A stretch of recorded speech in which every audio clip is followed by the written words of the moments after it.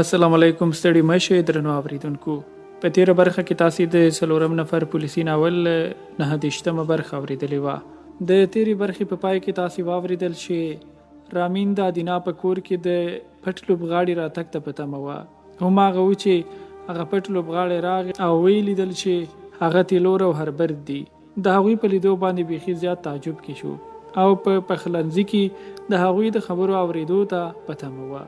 په تیره برخه کې تاسو تر دې ځای اوریدلی وه. دا چې له دې وروسته څه کیږي ملتیا مې وکړئ.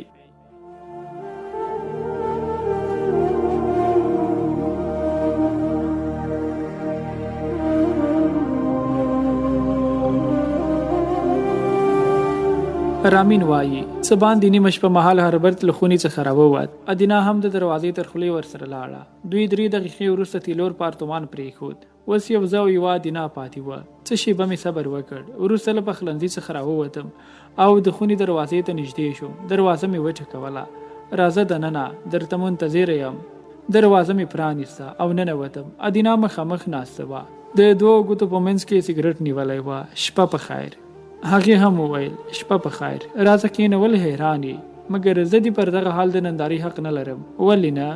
اخیر زه هم ستا لیدل غواړم. لاړم، مخامخ ورته کېناستم او ومې ویل بې غږ غوږه مېلمانه وه. خبرې دې واورېدې؟ تقریبا. ولې تقریبا؟ ته څه مهال راغلې؟ له هغوی سره ستا تر راتګ لږ وړاندې. ښه نو زموږ خبرې دې واورېدې؟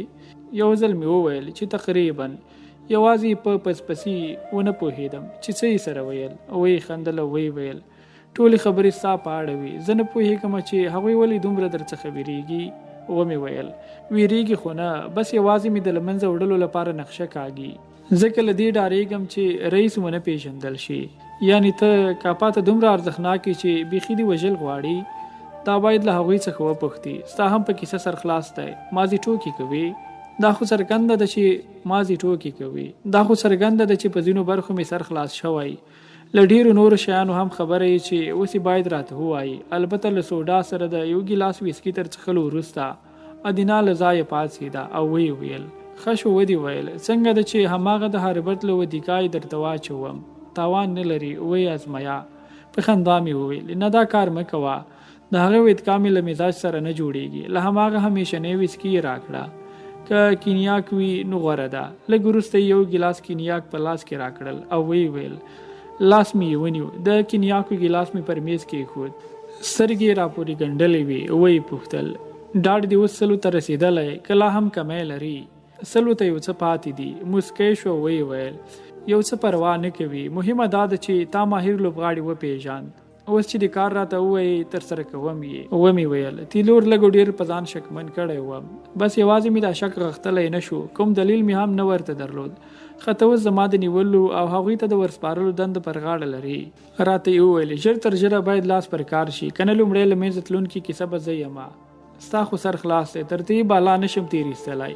ومې ویل د خپلو ځانونو په اړه به وغږېږو. تر اوسه لا د ځینو شیانو د پوښتلو وخت نه دی را رسېدلی. لومړی مې باید ځان لیواله ورته ښوولی وی. دا هغه څه و چې دا یې په تمه وه. هغه مې هماغسې تر څنګ ناسته وه. ادینا په داسې لهجه چې له ډېره هیجانه رېږدېدله وویل څه دې په نیت کې دي؟ ومې ویل تا نه غوښتل چې یوه شپه په همدې پارتمان کې پر همدغه کټ در سره واوسم. هغه شپه هم دا نن ده.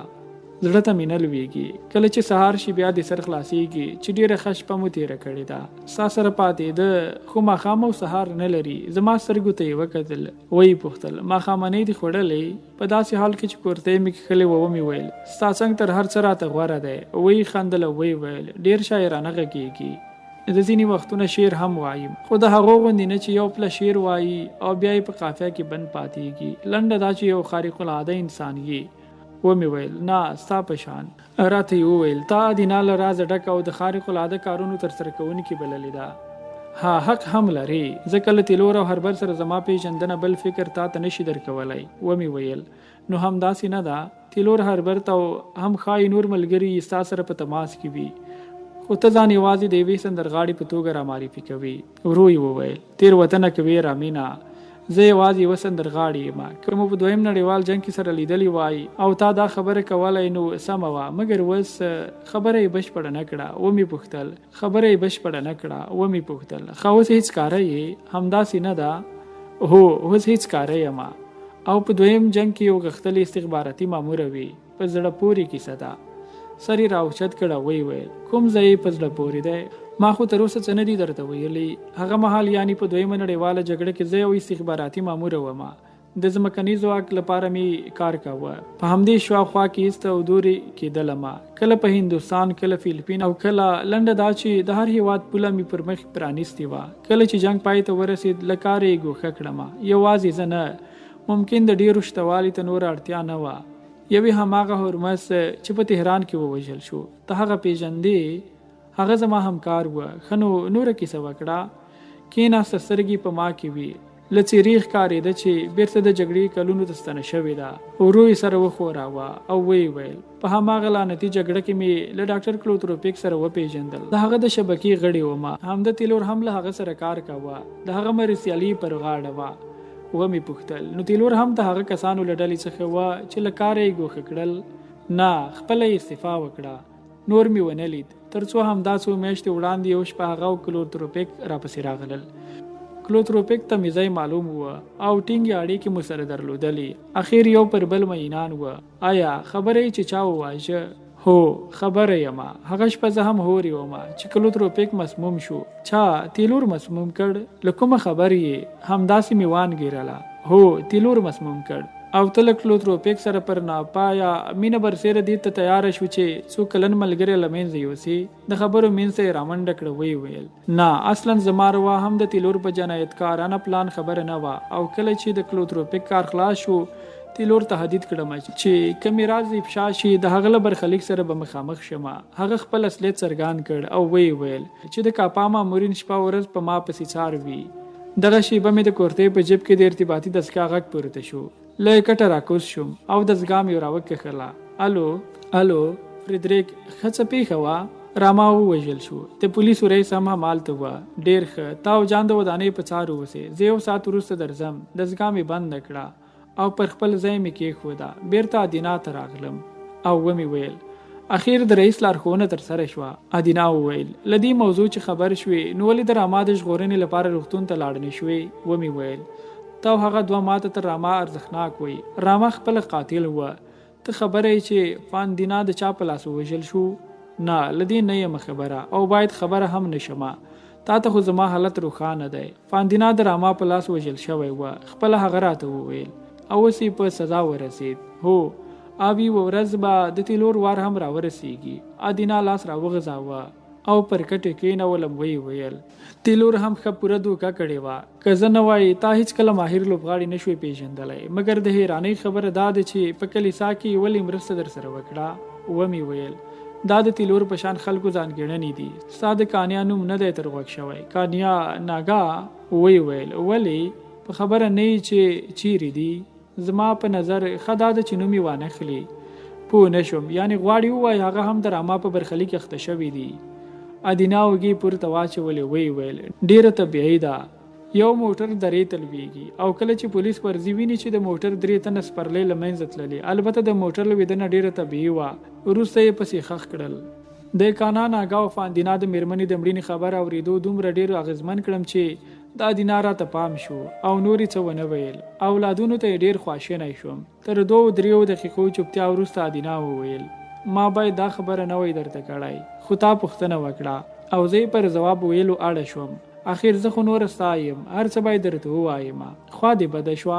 په داسې حال کې چې سترګې مې د خونې په نس کې وي ومې ویل د هغې اولادونو ته به څومره تنده د خپلې مور بیرته راتلو ته په انتظار وي.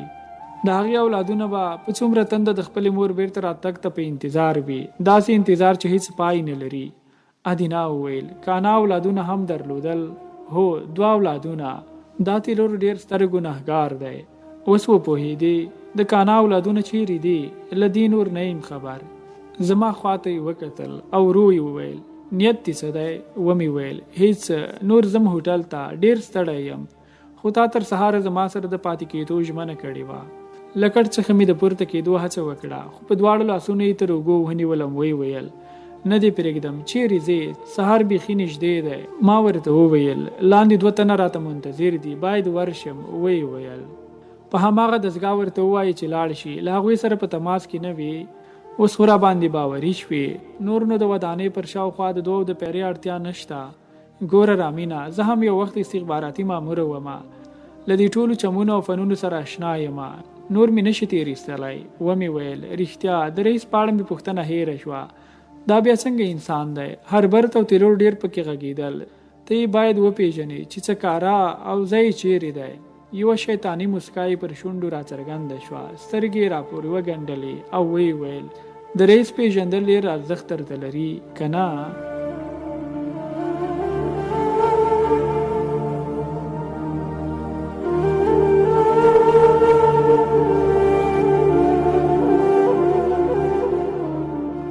درنو اوریدونکو، دا و د 4 نفر پولیسي ناول 40 برخه چې ما رحمت الله احمد درته وړاندې کړه. په بله برخه کې چې بیا څه کېږي تر هغې تاسې په پاک